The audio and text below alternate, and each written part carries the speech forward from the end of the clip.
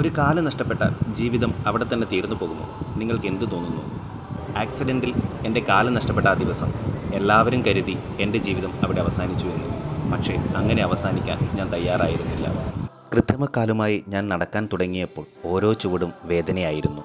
എന്നാൽ ഓരോ ചുവടിനും മുമ്പ് ഞാൻ എന്നോട് തന്നെ പറഞ്ഞു, ഇനിയും ഒരു ചുവട് കൂടി.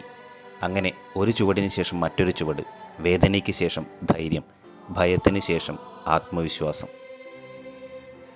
ഇന്ന് ഞാൻ ബ്ലേഡ് ഉപയോഗിച്ച് ഓടുന്നു. കാരണം ഇന്നെനിക്കറിയാം, ജീവിതം നമ്മളെ തോൽപ്പിക്കാൻ എത്രയൊക്കെ ശ്രമിച്ചാലും തോൽക്കില്ല എന്ന് നമ്മൾ സ്വയം തീരുമാനിച്ചാൽ പിന്നെ ഒന്നിനും നമ്മളെ തോൽപ്പിക്കാൻ സാധിക്കില്ല.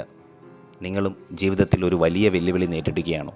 എങ്കിൽ ഒന്നോർക്കുക, വെല്ലുവിളി എന്തുമായിക്കോട്ടെ, ഇനിയും ഒരു ചുവട് കൂടി, അതാണ് വിജയത്തിലേക്കുള്ള വഴി.